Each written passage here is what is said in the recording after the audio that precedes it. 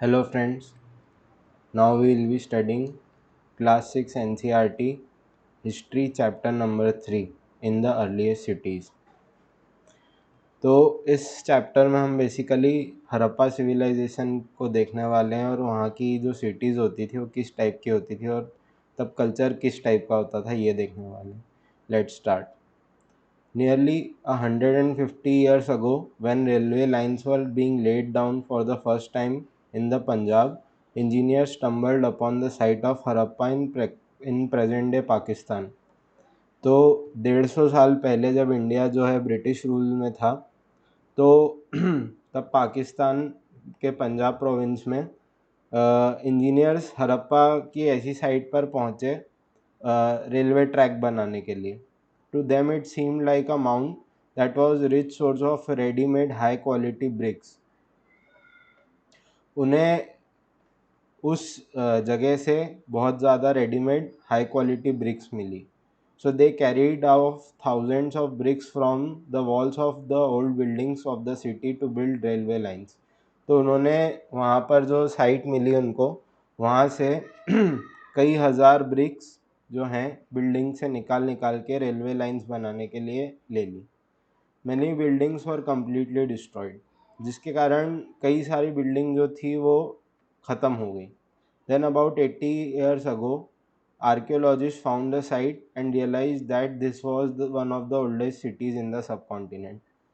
लेकिन करीब 80 साल पहले आर्कियोलॉजिस्ट वो साइट पर वापस पहुँचे और उन्हें ये समझ में आया कि ये इंडियन सब कॉन्टिनेंट की सबसे पुराने शहरों में से एक है। As this was the first city to be discovered, all other sites from where similar buildings and other things were found were described as Harappan. तो जिस प्रकार से हड़प्पा सिटी बनी थी उस प्रकार से जो दूसरी सिटीज़ भी मिली उसके बाद, तो उनको भी हड़प्पा नाम से ही बुलाया गया। This cities developed about 4700 years ago. ये सिटीज़ जो हैं करीब 4700 साल पहले बनी थी। Many of these cities were divided into 2 और मोर पार्ट्स। तो इनमें से कई सिटीज़ जो हड़प्पा टाइप की सिटीज़ थी ये 2 या 2 से ज़्यादा हिस्सों में बटी हुई थी। Usually part to the west was smaller but higher. Archaeologist describe this as citadel. तो जो सिटी का जो शहर के वेस्टर्न हिस्सा होता था वो थोड़ा छोटा लेकिन हाइट में थोड़ा ज़्यादा ऊंचा होता था, तो इसको सिटाडेल नाम से पहचाना जाता था। Generally the part to the east was larger but lower, this is called the lower town. और जो पूर्वी हिस्सा होता था वो थोड़ा बड़ा होता था लेकिन थोड़ा निचले स्तर पे होता था, इसलिए उसको लोअर टाउन बोलते थे। Very often walls of baked brick were built around each part. तो कई बार ईंटें जो होती हैं जैसे आज के ज़माने में ईंटें होती है उस ज़माने की भी ईंटें होती थी। तो कई जगहों की दीवारें उस प्रकार की ईंटों से बनी होती थी। The bricks were so well baked that they have lasted for thousands of years. अब आज की ईंटें आप देखेंगे आसानी से टूट जाती हैं, लेकिन उस ज़माने की जो ईंटें थी वो इतनी मजबूत थी कि कई हज़ार साल चल गई। The bricks were laid in an interlocking pattern that made the wall strong. तो वो जो ईंटें थी वो इंटरलॉकिंग पैटर्न में थी जिसके कारण दीवारें जो थी वो मजबूत होती थी। In some cities, special buildings were constructed on the citadel. For example, in Mohenjo-daro, a very special tank which archaeologists called the Great Bath was built in this area। तो कुछ शहरों में सिटाडेल जो कि ऊंचा पोर्शन था western part में बनता था सिटीज़ के, उसमें मोहनजोदारो नाम की एक सिटी में जो सिटाडेल था वहाँ पे ग्रेट बाथ बना था, जो हमने स्टार्टिंग में फ़ोटो देखा था। ये देखिए ये ग्रेट बाथ है, यहाँ पे ग्रेट बात था। ये जो आप डायग्राम जो आप मैप देख रहे हैं यहाँ पे हड़प्पन सिविलाइजेशन की कुछ सिटीज़ हैं। जैसे मोहनजोदारो जो है इंडस रिवर पे बेस्ड है, हड़प्पा जो है रावी रिवर पे बेस्ड है, और सोटकाको ऐसे कई सिटीज़ हैं।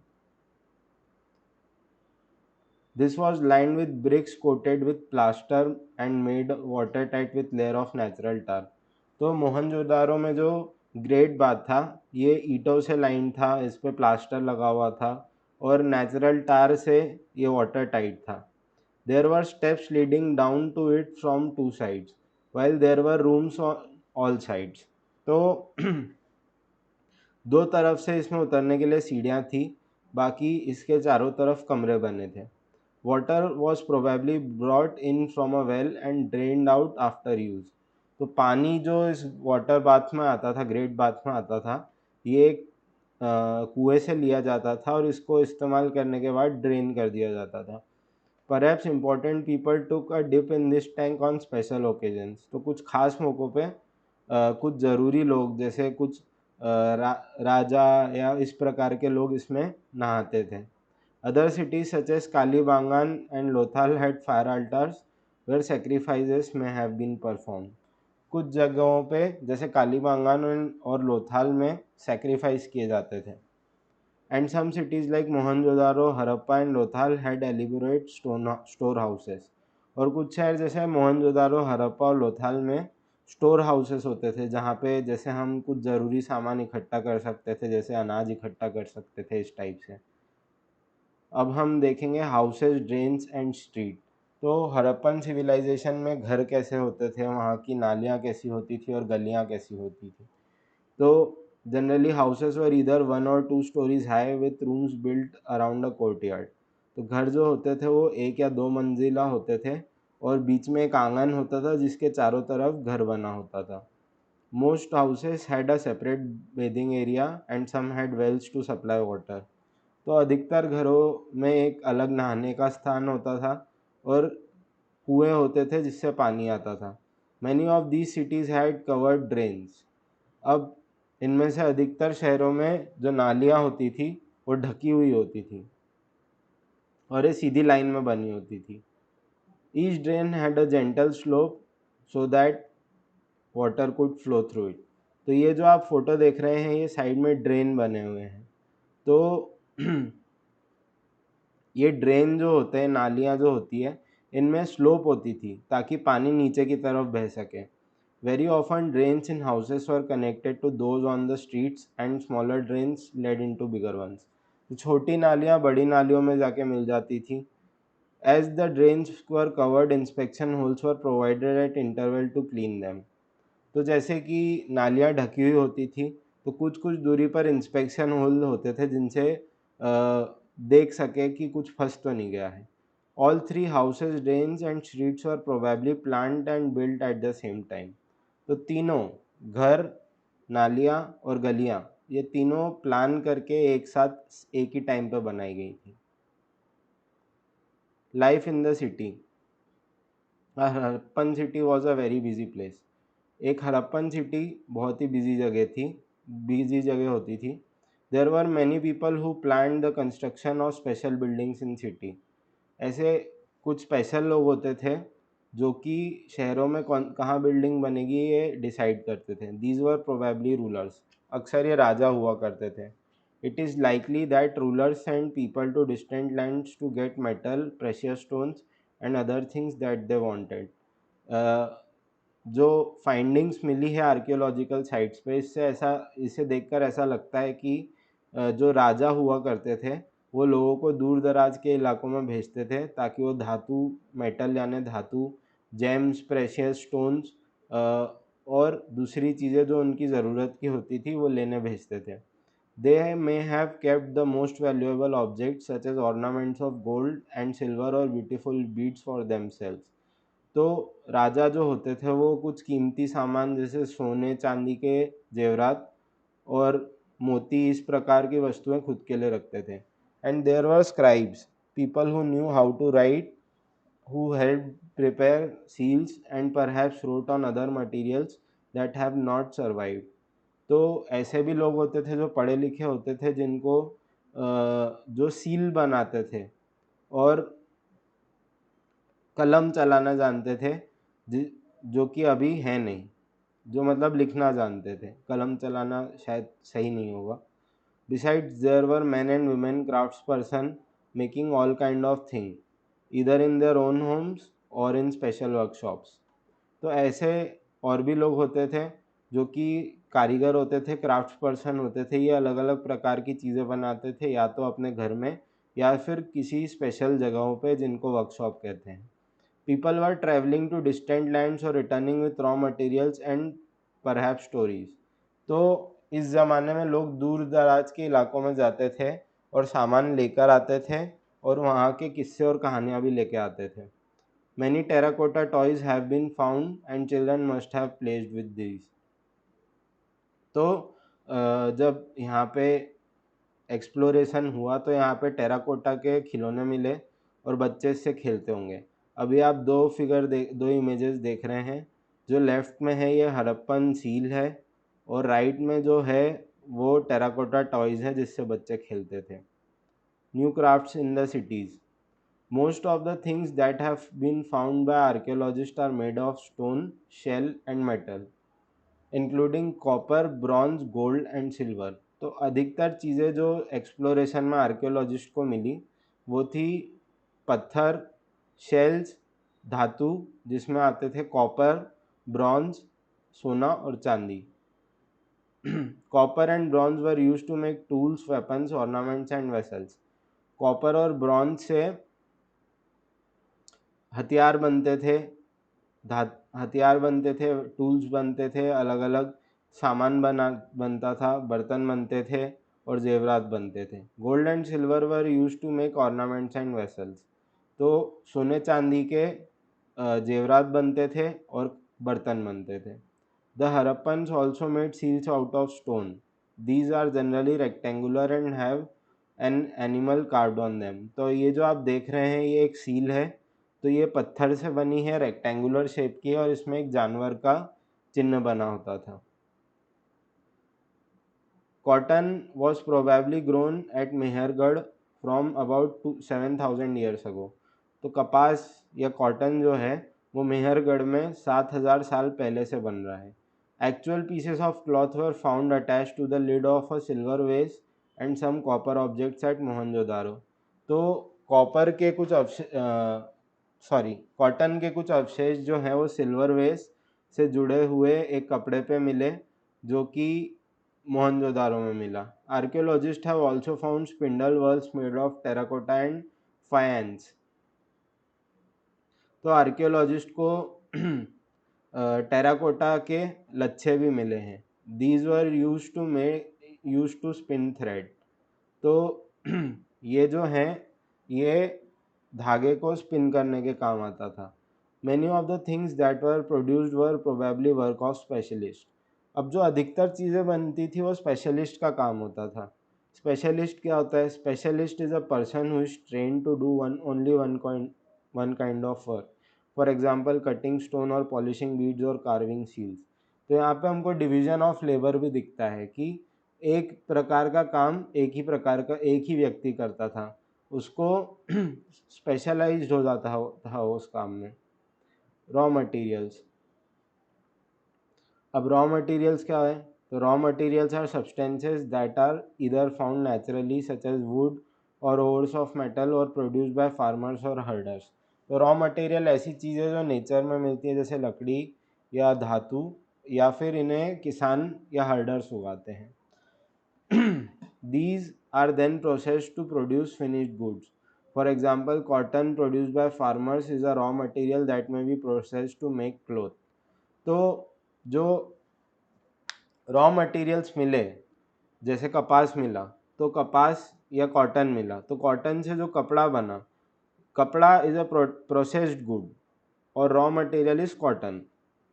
While some of the raw materials that Harappans used were available locally, many items such as copper, tin, gold, silver and precious stones had to be brought from distant places. तो raw materials जो कि Harappans use करते थे locally जैसे copper, tin, सोना, चांदी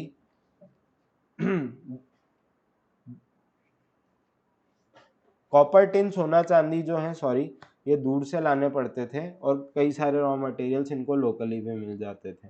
the Harappans probably got copper from present day Rajasthan and even Oman in West Asia. तो Harappans को कॉपर जो था वो आज की तारीख के राजस्थान से मिलता था और ओमान से भी मिलता था। ओमान आप मैप में देखेंगे तो वेस्ट एशिया में आता है। Tin which was mixed with copper to produce bronze may have been brought from present day Afghanistan and Iran. Tin जो है, जो कि कॉपर से मिक्स किया जाता था ब्रॉन्ज बनाने के लिए, वो अफगानिस्तान और ईरान से लाया जाता था. Gold could have come all the way from present day Karnataka and precious stones from present day Gujarat, Iran and Afghanistan. सोना जो है वो कर्नाटका से आता था और प्रेशियस स्टोन जो है वो गुजरात, ईरान और अफगानिस्तान से आते थे. Food for people. अब हम देखेंगे खाना क्या आता था, खाना कहाँ से आता था. While many people lived in cities, other living in countryside grew crops and reared animals. कई लोग शहर में रहा करते थे, लेकिन कुछ लोग गांव में भी रहते थे जो कि खेती करते थे और पशुपालन करते थे. These farmers and herders supplied food to craftspersons, scribes and rulers in the cities. ये किसान और पशुपालक जो थे ये खाना प्रोवाइड करते थे कारीगरों के लिए, पढ़े स्क्राइब्स के लिए और राजा रजवाड़ों के लिए जो कि शहर में रहते थे. We know from the remains of plants that Harappans grew wheat, barley, pulses, peas, rice, sesame, linseed and mustard. तो हमको अवशेषों से ये पता चला कि वीट, गेहूँ, बार्ली, दालें, बटले, चावल, सेसमी और लिंसीड और मस्टर्ड उगते थे उस ज़माने में. A new tool, the plow, was used to dig the earth for turning the soil and planting seeds. While real plow, which were probably made of wood, have not survived, toy models have been found. तो प्लो जो होता है वो अर्थ को डिग करने के काम आता था और डिग करने के बाद मिट्टी को पलटने के काम आता था और सीड्स प्लांट करने के काम आता था. रियल प्लो तो अभी सरवाइव नहीं हो पाए, लेकिन उनके टॉय मॉडल्स जो हैं वो बचे हुए हैं. As this region does not receive heavy rainfall, some form of irrigation may have been used. चूँकि जो सिटीज़ हमने देखी है यहाँ पे रेगुलर रेनफॉल नहीं होता था, तो कुछ इरिगेशन का फॉर्म जो है वो इस्तेमाल किया जाता होगा. This means that water was stored and supplied to field when plants were growing. इसका मतलब ये है कि पानी को इकट्ठा किया जाता था और खेतों में डाला जाता था जब पेड़ उगते थे. The Harappans reared cattle, sheep, goat, buffalo. Water and pastures were available around the settlements. तो हड़प्पन जो है भेड़ बकरियों को का पालन करते थे और पानी के सोर्सेज जहाँ वो रहते थे उसके पास रहते थे. However, in the dry summer months, large herds of animals were probably taken to greater distances in search of grass and water. लेकिन गर्मियों में जब पानी कम हो जाता था तो पशुओं को जो है दूर ले जाया जाता था घास के और पानी की ढूंढने के लिए. They also collected fruits like ber, caught fish and hunted wild animals like antelope. ये लोग बेर खाते थे, फल इकट्ठा करते थे, मछलियाँ पकड़ते थे और जंगली जानवरों का शिकार भी करते थे. Harappan towns in Gujarat. The city of Dholavira was located on Khadir Bed in the run of Kutch, where there was fresh water and fertile soil. तो ढोलावीरा नाम का जो शहर है वो खदीर बेट, जिसको बेट बुलाते हैं, वो रन ऑफ कच्छ जो कि गुजरात में है, वहाँ पे फ्रेश वाटर भी रहता था और उपजाऊ ज़मीन भी रहती थी. Dholavira was divided into 3 parts. जैसे कि हमने देखा था कि अधिकतर हड़प्पन सिटीज़ 2 हिस्सों में डिवाइड होती थी, एक सिटाडेल और एक लोअर टाउन. लेकिन ढोलावीरा जो थी वो 3 हिस्सों में डिवाइड की गई थी. And each part was surrounded with a massive stone walls with entrance through gateways. और तीनों हिस्सों के आसपास जो है बड़ी बड़ी दीवारें बना दी थी और तीनों का एंट्रेंस के लिए गेटवेज होते थे. There was also a large open area in the settlement where public ceremonies could be held. और जहाँ इन सेटलमेंट के आसपास पब्लिक सेरेमनीज हो सकती थी, ऐसी भी जगह बना रखी थी. Other finds include large letters of Harappan script that were carved out of white stone and perhaps inlaid in would. कुछ जो ढोलावीरा है वहाँ पे दूसरी जो एक्सप्लोरेशन में चीज़ मिली, वहाँ लेटर्स मिले हड़प्पन स्क्रिप्ट के जो कि सफ़ेद पत्थर पे तराशे गए थे और inlaid in would. This is a unique find as generally Harappan writing has been found on small objects such as seal. तो ये अपने आप में एक यूनिक फाइंडिंग है, क्योंकि अभी तक जो हड़प्पन स्क्रिप्ट लिखी मिलती थी, हड़प्पन राइटिंग मिलती थी, वो छोटे पत्थरों पे ही मिलती थी. The city of Lothal stood beside a tributary of Sabarmati in Gujarat close to Gulf of Khambat. तो लोथाल नाम का जो शहर है वो साबरमती के तट पे गुजरात में मिला, जो कि गल्फ ऑफ खम्बात के पास है. ट्रिब्यूटरी ऑफ साबरमती से मिलने वाली एक नदी के तट पे मिला. It was situated near areas where raw material such as semi precious stones were easily available. ये एक ऐसी जगह पे स्थित था जहाँ पे सेमी प्रेशियस स्टोन्स जो हैं वो आसानी से मिलते थे. This was an important centre for making objects out of stone, shell and metal. There was also store house in the city. Many seals and sealings were found in this store house. तो ये पत्थरों से, shell से और metal से बनने वाले objects के लिए एक इम्पॉर्टेंट सेंटर था. यहाँ पे एक स्टोर हाउस भी था और यहाँ पे कई सील और सीलिंग मिली स्टोर हाउस के अंदर. A building that was found here was probably a workshop for making beads, pieces of stone, half-made beads, tools for bead making and finished bead have all been found here.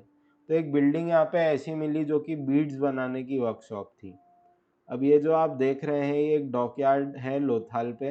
Dockyard होता है ऐसी जगह जहाँ पे boats और ships आती हैं समुद्र से या नदी से, और यहाँ पे सामान शिप्स पे से उतरता है, शिप्स पे चढ़ाया जाता है.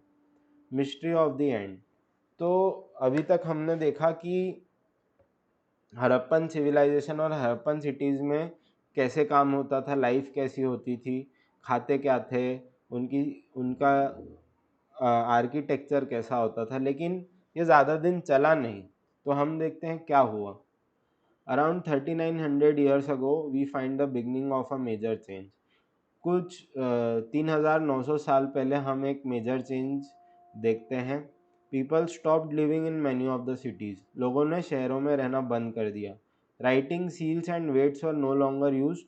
Raw materials brought from long distance became rare. तो अब जो राइटिंग थी हड़प्पन सिविलाइजेशन की, सील्स थी और वज़न थे, वो यूज़ होना बंद हो गए, और रॉ मटेरियल जो कि दूर से लाए जाते थे वो रेयर हो गए. In Mohenjo-daro, we find that garbage piled up on the streets, the drainage system broke down, and new less impressive houses were built even over the streets. तो मोहनजोदारो में हमने देखा कि इस समय मोहनजोदारो में ये हुआ कि सड़कों पे कचरा इकट्ठा होना शुरू हो गया, ड्रेनेज सिस्टम ख़राब हो गया, और नए घर बने जो कि इतने अच्छे नहीं हुआ करते थे. Why did all this happen? We are not sure. ये सब क्यों हुआ हमें नहीं पता. Some scholars suggest that rivers dried up. कुछ स्कॉलर्स कहते हैं कि नदियाँ सूख गई. Others suggested that there was deforestation. कुछ दूसरों ने कहा कि डिफॉरेस्टेशन हो गया, फॉरेस्ट कम हो गए, पेड़ कटने लग गए. This could have happened because fuel was required for baking bricks and for smelting copper ores. तो ये इसलिए हो सकता है क्योंकि लकड़ी चाहिए, ईंधन चाहिए ईंटें बनाने के लिए या कॉपर ओर्स बनाने के लिए. Besides grazing by large herd of cattle, sheep and goat may have destroyed the green cover. और इसके अलावा ये भी हो सकता है कि जो भेड़ बकरियां थी, इन्होंने जो ग्रीन कवर था उसको डिस्ट्रॉय कर दिया. In some areas there were floods, but none of these reasons can explain the end of all the cities. कुछ इलाकों में बाढ़ भी आई, लेकिन फिर भी ये सब कारण समझा नहीं पाते कि क्यों ऐसा हुआ. फ्लडिंग और a river drying up would have had an effect only in some areas. बाढ़ से या नदी सूखने से कुछ ही इलाकों में असर पड़ता, सभी इलाकों में नहीं पड़ता. It appears as if the rulers lost control. एक और चीज़ ये भी हो सकती है कि जो राजा थे, जो शासक थे, उनका कंट्रोल ख़त्म हो गया. In any case the effects of change are quite clear. पर जो भी कारण रहा हो, इफ़ेक्ट जो थे वो हमको देखने को मिले. Sites in Sindh and west Punjab were abandoned while many people moved into newer smaller settlements to the east and to the south. तो सिंध और वेस्ट पंजाब जो कि पाकिस्तान में है, यहाँ से लोग रहना बंद कर दिए और नई जगह छोटे छोटे सेटलमेंट्स बनाए ईस्ट में और साउथ में। ईस्ट मतलब जहाँ वो रहते थे उससे ईस्ट में। New cities emerged about 1400 years later. नए शहर जो बने वो कुछ इसके 1400 साल बाद बने। Thank you, that's all.